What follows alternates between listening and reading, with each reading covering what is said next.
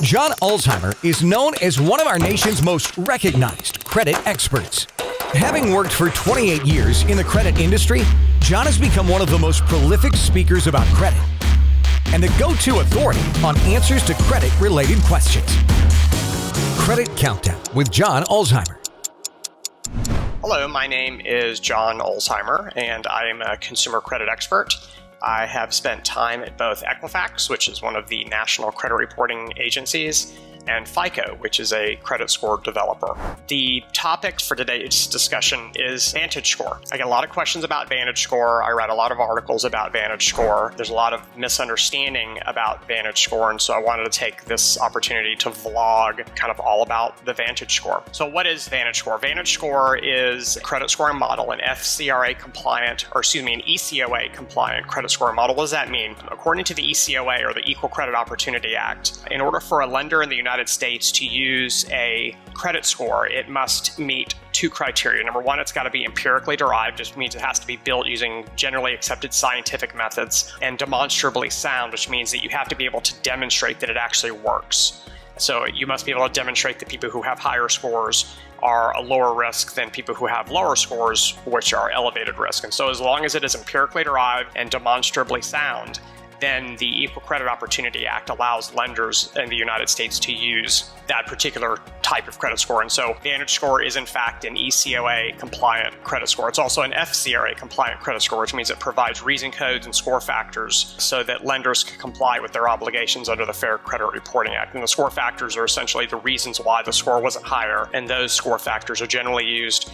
as part of the denial letters that are sent to consumers when they're denied credit. There's certain things that have to be disclosed to consumers, and those score factors are one of the many items that have to be disclosed. VantageScore has been around since 2006, so depending on what year you're watching this vlog right now when I'm recording it, it is August 2020, so the model itself has been around for over 14 years. It is what's referred to as a tri-bureau score, and what that means is that the model is available from all three of the national credit reporting agencies. There are some credit scores that are out there that are only available from one of the three credit reporting agencies, and that's called a single bureau model, where VantageScore and FICO are tri-bureau models. And why is this important? It's important because most large lenders and even medium-sized lenders have relationships with all three of the credit reporting agencies, Equifax, Experian, and TransUnion. If you are using a model that is a single bureau model, then you're really limited to just using that one credit reporting agency because you've built your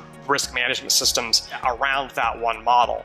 If you're using a tri-bureau model like VantageScore and FICO, then you have the flexibility to use any of the credit reporting agencies for your data because the same models are available from all three of those companies. And so it really gives the lender and the user of the information ultimate flexibility. VantageScore is on its fourth generation of scores, and so periodically scoring models are redeveloped. Think of software for your iPhone or software or operating system for your PC or your Mac. Every once in a while, a new version of it comes out, and you have a choice. You have a choice if you want to convert to it or if you want to continue to use the pre-existing version. It's the same with credit scoring models. So VantageScore, there was a 1.0, a 2.0, a 3.0, and there was also a VantageScore 4.0. So they're on their fourth generation of credit score. Credit scoring systems are built to do one thing and one thing only: to predict the likelihood of a consumer going 90 days past due or worse in the 24 months after the score has been calculated.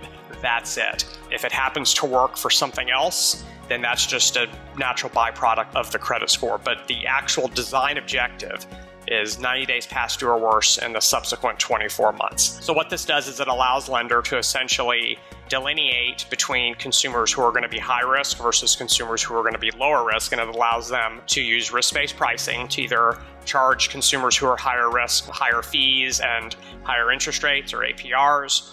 And it also allows them to deny consumers who are too risky. And it also, conversely, on the good side, allows lenders to approve consumers who pose an acceptable level of risk, and also to provide them with more competitive pricing because they feel more comfortable that the consumer is going to pay their bills on time if you were to open an account for them. So let's talk about score range. Score range 300 to 850. Does that sound familiar? Yes, it should sound familiar. That's FICO's score range as well. So FICO lost the trademark of the 300 to 850 score range after they sued VantageScore in federal court in 2006. the credit scoring systems that were built by VantageScore now also have the 300 to 850 score range. Some of the older versions of VantageScore did not have that range. They had a broader score range, but now 300 to 850 is the VantageScore standard, which now makes it the industry standard because now both FICO and VantageScore, which collectively have about 100% of the credit scoring market in this country, are both scaled 300 to 850, and the higher score,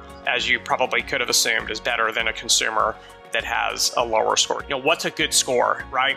Well, I'm not a lender, so I can't tell you this is universally considered a good score. In fact, nobody can tell you. They can kind of speculate as to what's a good score, but at the end of the day, or ultimately, the lender is the one that decides what's a good score and what's not a good score. What I always tell people is a good score is a score that's going to get you approved with the best deal.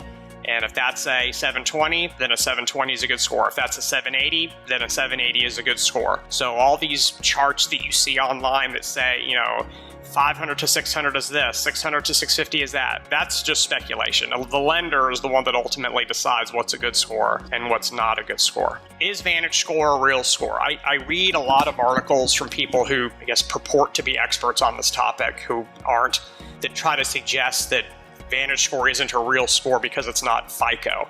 That's like saying Pepsi isn't a real soft drink because it's not Coke, or Chevrolet isn't a real car brand because it's not Ford. It's a silly argument because it's patently false. VantageScore is in fact an ECOA and FCRA compliant score.